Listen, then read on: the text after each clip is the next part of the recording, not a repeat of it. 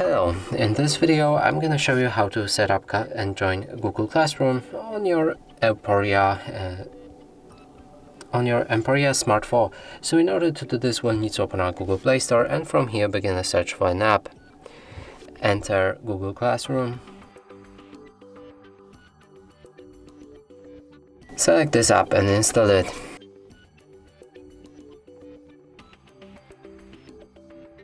After installation process is complete, we can open our app.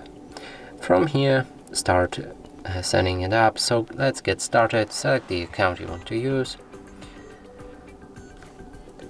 Now in order to join the class, we'll need to click on this plus button and then join the class.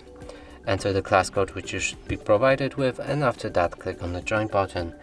And that's it for this video. Hope you like it. Please consider subscribing to our channel, leave a like and a comment below.